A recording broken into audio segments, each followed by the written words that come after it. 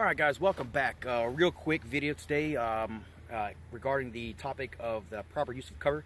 See, a lot of guys, myself included, I've been guilty of doing this in the past, doing what's called crowding the cover. So you're getting right up against it, using that cover support.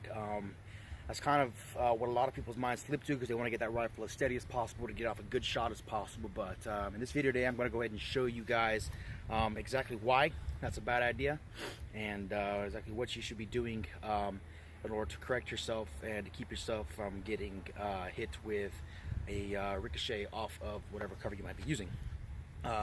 Whether it be working off the hood of a car,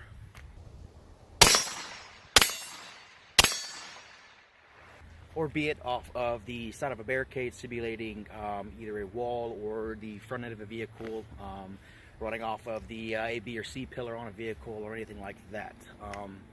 Now, understand that situation does kind of dictate in this matter. In general, it does matter the angle of whatever the cover is you're using. Like say for instance, you're shooting off the hood of a car, which will be shown here later on. Not necessarily off the hood of a car, but angling it off of a piece of steel, of mild steel. Not quite the thickness of a car hood, or the thinness of a car hood I should say, but the kind of the same concept does apply, and you get the kind of idea with that. Or even for instance, a windshield.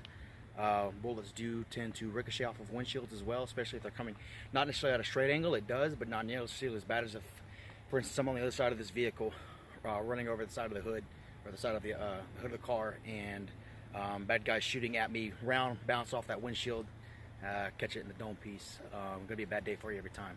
So whether it be that or running off of a barricade.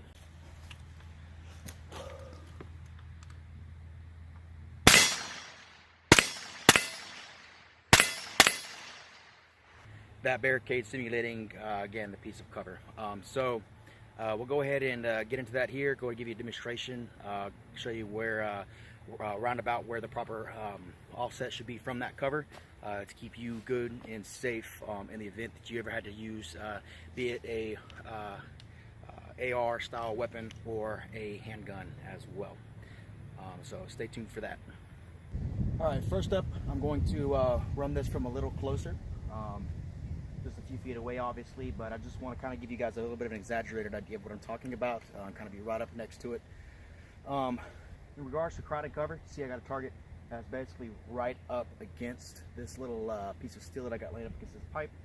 This is just mild steel, it's not really bulletproof, but even 5.56 this close, I won't even put a dent in it at this angle. It's kind of the same concept with the hood of a truck as well. But just aim for the hood or the metal.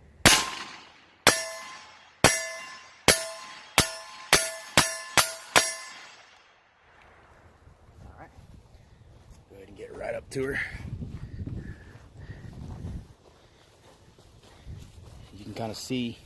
I dropped the one low here, but you can see how right up against it was able to go through right there. But those ones on top didn't even dent it, and every one of them were stacked right there nice and neat in the center of the target, right about where the clavicle would have been, i.e. your throat, heart, or even face, depending on the angle of that steel. Now this is a little bit flatter that I have it set up, not really angled quite as much as a car hood would be, but I'll go ahead and set that up and get a little bit more standoff from it so you guys can see. I'm going to shoot from it from a little further back instead of right in front of the camera.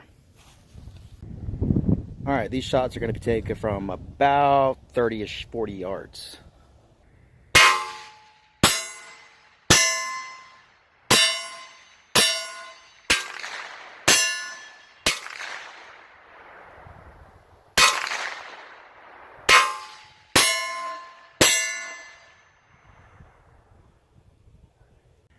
Alright, and with that, you can see here even more so how I was talking about this is just mild steel. Catching the edge of these just perfect, trying to skip them. A little bit more difficult from that far away in this angle. Even with it angled down just slightly, it's still, I'm looking at it from about this perspective, roughly. You can see at the angle where it went in right there. And I also went under deliberately and skipped one off the concrete right there as well. When it slung it up right there into it. And I had one that I actually just sailed right in between them as well and hit it. But that was just a demonstration that it'll do it off of a concrete structure as well, be it a cinder block wall or anything like that. But again, this is a very important thing that you have to take note of whenever you are using your different cover. So let's go ahead and set it back up, scoot our guy back a little bit, reface everything, and then kind of see if I got this angle right. Scoot everything back a little bit and show you guys what standoff will do on the cover. I'm going to shoot it from the closer distance again, just because I've kind of got my point across with even running out of further away, a little bit different shape of an angle. But go ahead and scoot it back, show you guys what proper standoff does for you. You've got the same amount of cover, you're just not right up against it. Alright, now I got the guy scooted back just a little bit from the target, creating a good amount of standoff between the cover and what would be the good guy standing behind the cover. This is also something you guys keep in mind of work a little bit in your advantage as well. If he's doing that, you can got a little bit more margin for room for error. I'm not saying miss, but if he's up against the cover, it can work in your favor as well if you were to miss. So kind of another side note to work with as well. But now I got him stand off a little bit, fire at the same area on the plate, and you can kind of see ricochets will skip right over our guy on the other side.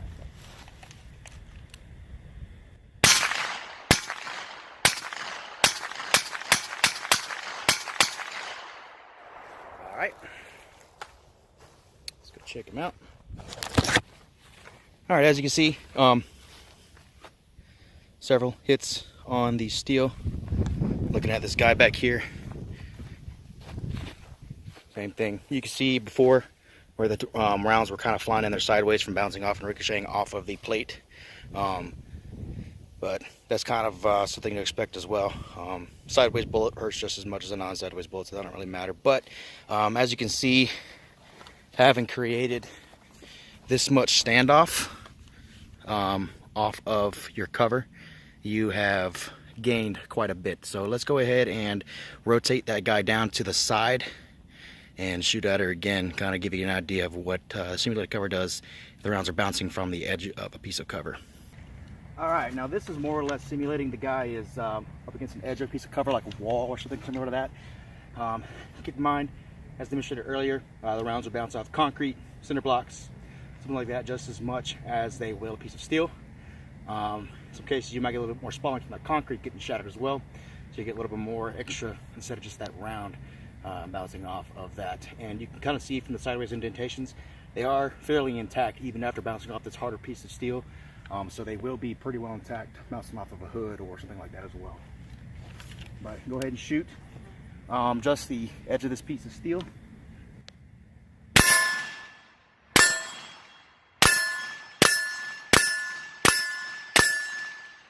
Kind of see I'm even able to group them right there in the center of the heart. So let's go take a look at that real quick.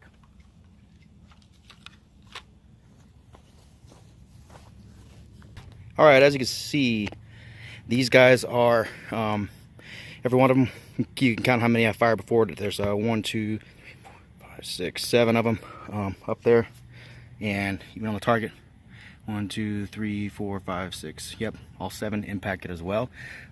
These guys right here all went into this little center portion of the heart. Talk about I can even group them off of it as well. So let's go ahead and scoot this guy back so I can give you an idea of the still got the same amount of cover that you're able to use, but you're a whole lot safer not crowding this little piece right here.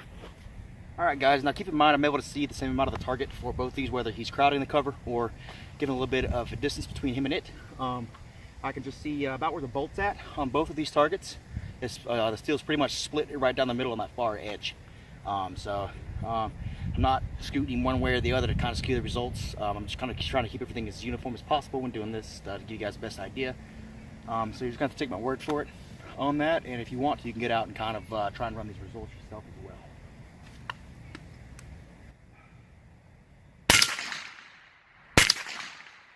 You can even see them impacting the berm off in the distance, missing the guy. Shooting in the same spot on the steel, and the steel is in the same location, dividing it down the middle wise, but it's scooted back a little bit. So, as you guys can see, a lot safer, giving yourself a little bit of distance, but he has got just as much cover where he's at now as he did when he was crowding it.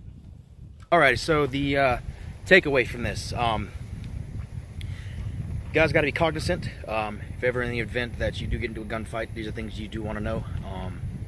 Now, not an instructor, say what you will about that, but having been several different places, taught by several different people, be it the military or outside of the military, I've picked up a couple things, and then also coming out here and shooting, there's things that you figure out, things you got to learn how to do, things that are important to learn to do in training that you don't want to necessarily find out if you ever got into a gunfight, be that with a rifle, handguns. I can sit here and I can replicate these results all day long with a handgun as well. Same thing is going to happen. You want to give yourself a little bit of standoff as well. So keep those things in mind whenever you are out in your training, using any kind of simulated or actual cover. Remember, you need to give yourself a little bit of a standoff between you and it to keep yourself safe. If you guys do have any questions, please feel free to ask. Drop them down in that comment section below. Don't forget to like, share, and subscribe this video. Hit that notification bell so you'll be up to date with videos that I come out with in the future. I'm going to be starting to post more frequently, or as I can, even if it's just small videos, range videos or whatever. But again, thank you guys for watching. If you have any questions, please let me know. And until next time, happy shooting.